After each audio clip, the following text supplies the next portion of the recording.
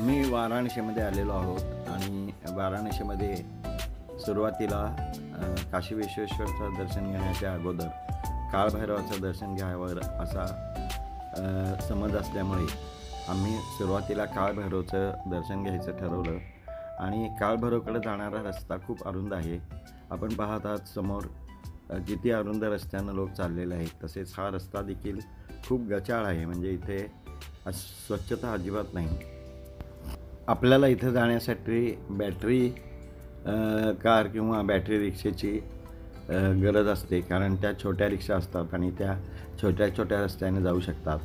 या काळभैरवच्या मंदिरामध्ये आम्ही आता ह्या छोट्या रिक्षातून आलेलो आहोत आणि हे काळभैरव मंदिर एका छोट्या बोळात आहे आणि आत जाण्याचा रस्ता खूपच अरुंद आहे.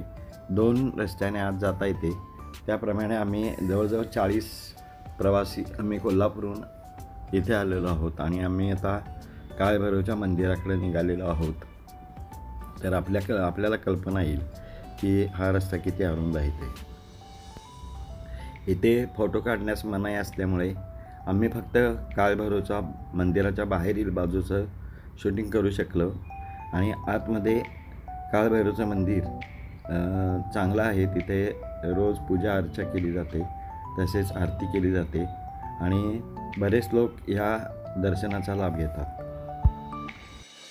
या मंदिरात जाण्यापूर्वी राम लक्ष्मण सीता यांचे देखील मंदिर आहे. तसेच आतील बाजूस खूपच गर्दी असते, त्यामुळे अगदी छोटासा दरवाजा आहे आणि आपण समोर पाहत आहात हा दरवाजा. आतील बाजूस आता इथं काळभैरवला लोक निघालेले आहेत. इथं रुईच्या फुलांची माळ देण्याची प्रथा आहे. तसेच तुळशीला इथे लोक केशर म्हणतात. तर केशरची माळ आणि रुईच्या फुलांची माळ या काळभैरवच्या मंदिरात देवाला दिली जाते. आपण समोर पाहत आहात हे तिथलं बाहेरच्या बाजूचं एक काळभैरवचं मंदिर आहे आणि आतील बाजूस मुख्य मंदिर आहे.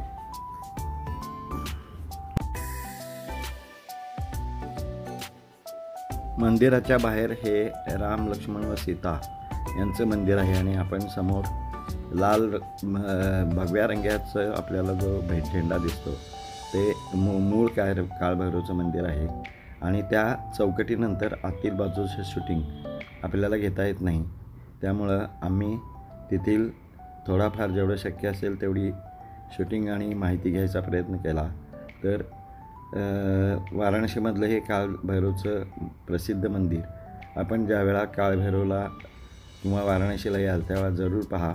सुरुवातीला आपण जर रिक्षा करून जर आलो तर काळभैरवचं मंदिरला जाताना आपल्याला पायऱ्या चढाव्या लागत नाहीत आणि जर आपण घाटावर अगोदर गेला आणि सगळे घाट पाहून काशी विश्वेश्वरचं दर्शन घेऊन जर पुन्हा आपण घाटावर यायचं ठरवलं तर आपल्याला पायऱ्या चढून इथे यावं लागतं. त्यामुळं आपण घाटावर जाण्यापूर्वी काळभैरवचं दर्शन घ्यावं ही विनंती.